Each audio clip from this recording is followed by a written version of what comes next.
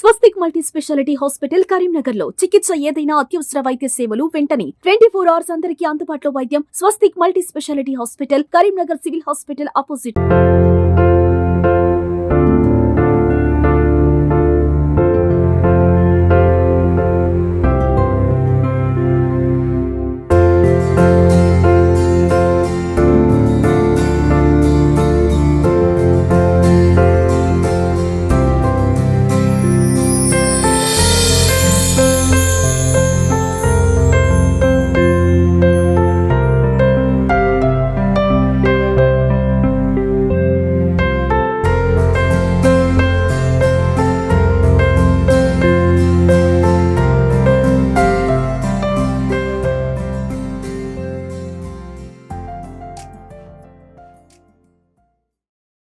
ఈ రోజు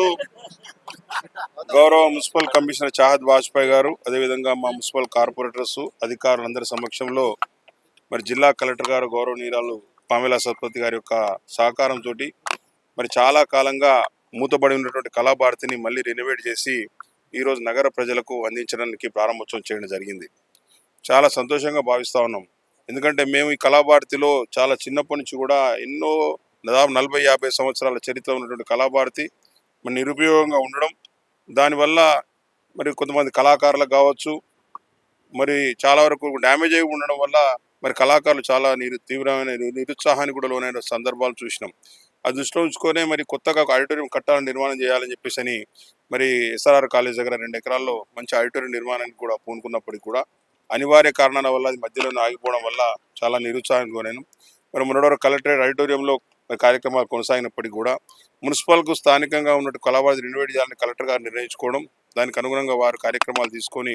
మరి ఇంత త్వరగా మరి నగర ప్రజలకు కళాభారతిని అందించినందుకు మరి వారికి మరి మా దీని వెనుక కృషి చేసినటువంటి మా అధికారులందరికీ కూడా మా కమిషనర్ గారికి నేను ఉదయపూర్వక ధన్యవాదాలు తెలియజేస్తా ఉన్నాను. దీనివల్ల కరీంనగర్ నడి మధ్యలో మరి బస్టాండ్ దగ్గర అన్ని వసతులు ఉన్నటువంటి కళాభారతి రావడం వల్ల 402 సీట్ల ఉన్నటువంటి మరి ఒక సీటింగ్ కెపాసిటీ తోటి మరి కళాభారతి రావడం, దీనిలో మరి గతంలో కంటే భిన్నంగా కూడా మంచి డయాస్ ఏర్పాటు చేయడం, మంచి సీటింగ్ అంతా కూడా కొత్తగా ఏర్పాటు చేసుకోవడం, మహిళలకు సపరేట్గా రెస్ట్ రూమ్ ఇవ్వడం కావచ్చు, మన డ్రెస్సింగ్ రూమ్ ఇవ్వడం, మరి అదేవిధంగా వారికి టాయిలెట్స్ ఇవ్వడం, పురుషులకు సపరేట్గా ఇవ్వడం, ఖాళీ స్థలం ఉన్నటువంటి దాంట్లో మంచి గ్రీనరీ ఏర్పాటు చేసుకోవడం, మరి పార్కింగ్ కూడా ఎలాంటి ఇబ్బంది లేకుండా అన్ని సౌకర్యాలు ఏర్పాటు చేయడం వల్ల మంచి అధునాతమైన సౌండ్ సిస్టమ్ ఏర్పాటు చేయడం, మరి స్క్రీన్స్, మరి అదేవిధంగా మరి డాష్ కూడా చాలా బ్రహ్మాండంగా వేదికను వుడెన్ తోటి ఏర్పాటు చేయడం వల్ల మరి కళాకారులకు చాలా ఉత్సాహాన్ని ఇస్తుందని చెప్పేసి కూడా నేను భావిస్తా ఉన్నాను. తప్పకుండా కూడా దీన్ని ఇదే పద్ధతిలో రాబోయే చాలా సంవత్సరాల పాటు మరి మన్నికగా మరి ఏదైతే ఉపయోగంగా ఉండేందుకు వాడుకునేందుకు కూడా దీనికి తగిన రీతిలో మరి ఏర్పాట్లు చేసి తగిన కండిషన్స్ పెట్టుకొని మరి దీన్ని నిర్వహణ ఏర్పాటు చూడాలని చెప్పేసి కూడా గౌరవ కమిషనర్ గారిని కోవడం జరుగుతూ ఉన్నది. తప్పకుండా కూడా కరీంనగర్ జిల్లాలో ఉన్న కవులు కావచ్చు, కళాకారులు కావచ్చు, స్వచ్ఛంద సంస్థలు కావచ్చు, ఎవరైనా కూడా ఈ కళాభారతిని మరి వినియోగించుకునే అవకాశం ఉంది. నిర్ణీత రుసుము చెల్లించి మరి మున్సిపల్ ఆఫీసులో మరి కన్సర్న్ అధికారుల దగ్గర బుక్ చేసుకొని చెల్లించుకొని మరి దీన్ని వాడుకోవాల్సిందిగా కోరుతా ఉన్నాం. తప్పకుండా కూడా కరీంనగర్ అంటేనే కళలకు పుట్టినిల్లు, కవులకు పెట్టినిల్లు కాబట్టి తప్పకుండా కూడా రాబోయే రోజుల్లో అనేక సాంస్కృతిక కార్యక్రమాలు, అనేక కల్చరల్ ప్రోగ్రామ్స్ ఈ కళాభారతి వేదికగా జరగాలని చెప్పేసి నగర ప్రజలను పూర్తి స్థాయిలో ఆనందింపజేయాలని చెప్పేసి కూడా మేము భావిస్తున్నాం. మరి ఈరోజు ఈ కళాభారతిని ఇనాగ్రేషన్ చేసినందుకు మాకు నిజంగా కూడా మేము మా పాలకవర్గం